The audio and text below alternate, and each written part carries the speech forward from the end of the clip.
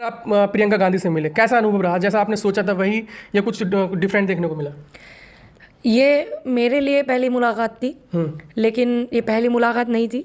हम लोग 2 बार पहले भी मिल चुके हैं, लखीमपुर में भी और आगरे में भी। लेकिन वो एक अलग मुलाकात थी। एक हम अपने नेता को देख रहे हैं भी, हमारे देश में ये भी नेता है, वो भी नेता है। ये एक वो मुलाकात थी वो जो थी, लेकिन ये एक ख़ास मुलाकात थी। मैंने जैसा सोचा था, लखीमपुर में वो मुझे मिली और आगरे में वो मुझे मिली, तो उससे मेरी कल्पना से एकदम बिल्कुल अलग थी।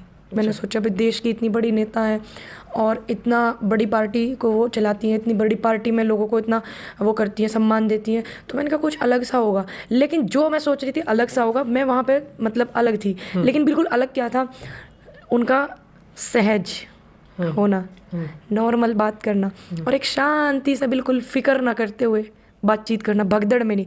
आपने देखा होगा कितने भी नेता हैं बड़े बड़े, भगदड़ में मैं ज़्यादातर देख रही हूँ। मेरे भी सहयोगी कुछ लोग मिलने के लिए जा रहे हैं अपने पर्सनल उससे, तो भगदड़ में रहते हैं लोग। लेकिन उनका शांति से बैठना पूरी फुर्सत से और इतनी खूबसूरती से एक एक बात का जवाब लेना और देना, बहुत दिल को छूने वाली बात थी।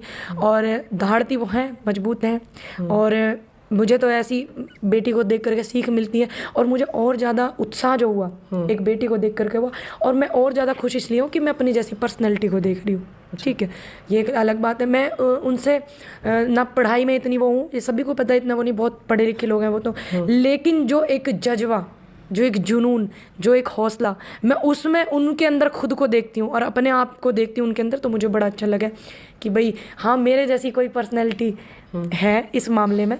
और उन्होंने एक चीज़ बड़ी अच्छी लगी मुझे उनकी, जैसे हम लोग वहाँ पहुँचे तो ऐसा नहीं है, मैंने सोचा कि मतलब वो बोलने लगे, हमारे संदीप भाई हैं, वो बोलने लगे कि बहुत धाड़ती हो तुम फ़ोन पे, वीडियो में बहुत धाड़ती हो। संदीप भाई कौन है? संदीप भाई हैं, उनके सारे काम संदीप भाई देखते हैं, हमारे बड़े भाई हैं। तो तुम बहुत दाड़ती हो, तो दीदी बोलती है हंस के, हाँ मैंने वही वीडियो देखे हैं, बहुत दाड़ती हो, अच्छा बोलती हो। तो मतलब इस तरीके से बोली, तो मैं ये बोल रही कि आगे वो भैया बोलने लगे कि आज क्या हो गया, आज बड़ी स्लो बोल रही है। मैंने कहा भैया मैं स्पीचलेस हूँ। मेरी मदर बोलने लगी, वो बोलने लगी कि आप भी कुछ बोलिए। वो बोलती है कि आई एम स्पीचलेस, ऐसे बोलने लगी। तो प्रियंका जो है वो एक पारस है, अच्छा, अपनी तरफ खींचने वाली शक्ति, एक जो पॉजिटिव पर्सनैलिटी होता है, नेगेटिविटी और पॉजिटिविटी जिसके अंदर होती है, आप महसूस करते हैं। पॉजिटिविटी जिनके अंदर होती है ना, उनके अंदर ये शक्ति प्रभु देते हैं, ईश्वर देता है ये शक्ति। तो वो शक्ति उनके अंदर थी। तो वो बोलने लगी कि क्या बोलते बहुत दाड़ती हो।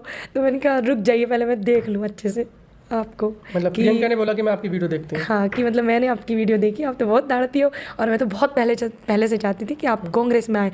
मैंने कहा हम एक बेटी के साथ आए हुए हैं। मैंने उनको बोला कि मैं एक बेटी के साथ आई हूँ और एक मजबूत बेटी है, उनके साथ में मैं आई हुई हूँ। तो मुझे कई लाख गुना खुशी इस बात की है कि मैं एक बेटी के साथ आई हूँ। खुशी है कि मैं कांग्रेस में आई हूँ, कि देश के लिए जब देश कांग्रेस को मिला है तो क्या था, इंदिरा जी ने कितना संघर्ष करा, दिल्ली और लखनऊ के बीच में वो रहती थी और फिर भी देश के लिए इतना करती थी, इतनी आयरन लेडी थी। और मतलब एक हमारी तमन्ना होती है, हम इंदिरा जी को सुनते हैं। मैं पूरे रास्ते आई उनकी बुक पढ़ते हुए, मैंने पूरी उनकी बुक पढ़ी। रास्ते में मेरी मदर ड्राइविंग कर रही थी और मैं बुक पढ़ती गई उनकी पूरी, मैंने एक एक चीज़ पढ़ी। तो जो लोग उनके लिए गलत बोलते हैं ना, वो जब, बस मैं शब्द क्या बोलूँ, मेरे पास शब्द नहीं है कि वो उनके पैर की जूती के धूल बराबर नहीं है जो उनके संघर्ष थे।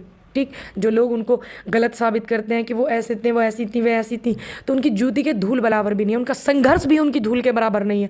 इन्हें खाया हुआ पकाया हुआ मिला था, तो इसलिए इनको पता नहीं है कि एक बेटी की ताकत क्या होती है। आयरन लेडी ऐसे नहीं कहते। विदेशों में कितना सम्मान था, वो अपने भारत के गौरव को बचाने के लिए अमेरिका से उठ के आ गई थी मीटिंग से, आपको पता है इस बात का? ठीक, क्योंकि वो देश का गौरव के लिए। अब ये तो ऐसे नहीं कि कहीं जा रहे हैं बिरयानी खा रहे हैं, कहीं जा रहे हैं ढोल नगाड़े बजवा रहे हैं, नहीं।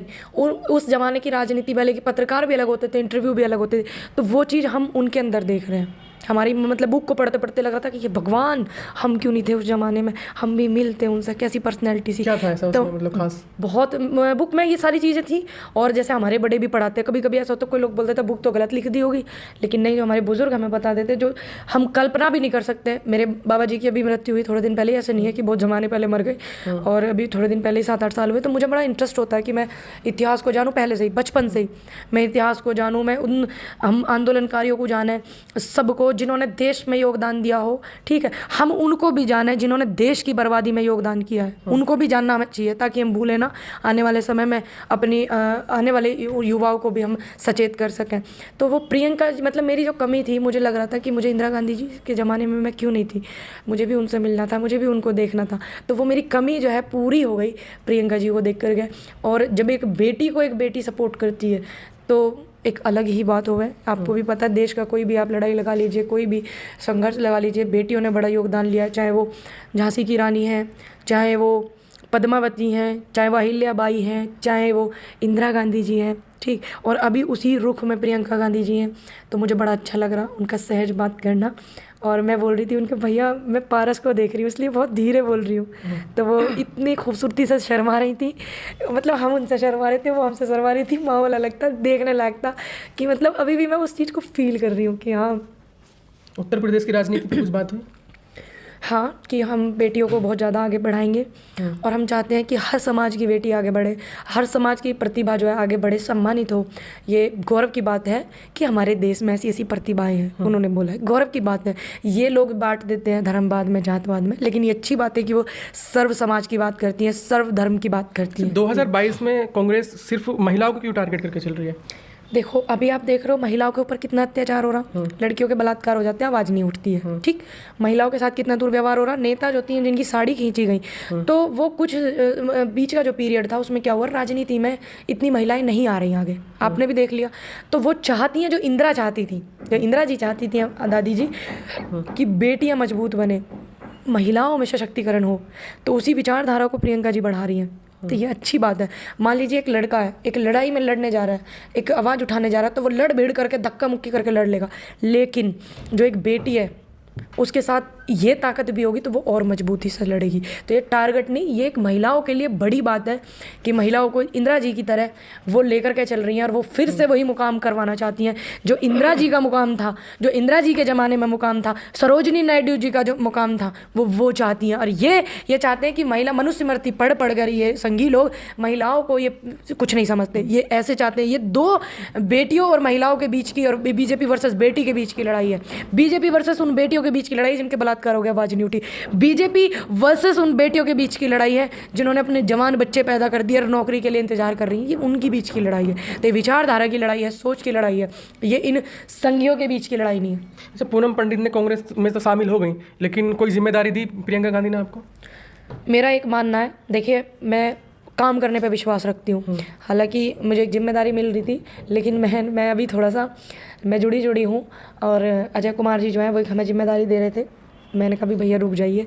और रही बात प्रियंका जी की, वो मैं माफ़ करना, मुझे पूनम कहीं बड़े की तलाश में तो नहीं है? नहीं, मुझे माफ़ करना, वो बहुत ज़्यादा बड़ी जिम्मेदारी उन्होंने मुझे दी थी। अच्छा। लेकिन मैंने उनसे अपील की, मैंने कहा भैया अभी मैं काम करना चाहती हूँ और मुझे अभी इन जिम्मेदारियों में नहीं फंसना, क्योंकि मैं अपनी जिम्मेदारी मुझे खुद पे और उस ईश्वर पे और अपने प्यार करने वाली जनता पे बहुत भरोसा है। मैं किसी पद पे भी नहीं रहूँगी, मैं फिर भी जनता के लिए काम करूँगी। मैं संगठन के लिए काम करना, मुझे पद के लिए काम नहीं करना। मैं आपको क्लियर कर दूँ, पद के लिए काम करने वाले लोग सिर्फ पद के लिए काम करते हैं, जो बिना पद के लोग काम करते हैं वो जनता के लिए काम करते हैं, ये इतिहास गवाह है।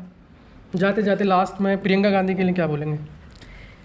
प्यारी सी मुस्कुराहट के लिए थैंक यू, बड़ी प्यारी सी मुस्कुराहट थी आपकी और इतने अच्छे से आपने मुझे बड़ा अच्छा लगा कि आपके साथ में मेरी जो ये पर्सनल मुलाकात थी बड़ी अच्छी थी और मैं ये कभी भूलने वाली नहीं हूँ। और मैं चाहती हूँ कि मैं जब तक जीऊँ तब तक मैं ऐसे ही लड़ती रहूँ और मुझे बड़ा अच्छा लगेगा कि मैं आपके साथ में देश के हित में लड़ूंगी। ये मेरे लिए बड़ी बात होगी। सैल्यूट आपके संघर्ष को, और जहाँ जहाँ आप सच के लिए आवाज़ उठाएंगी वहाँ वहाँ आप मुझे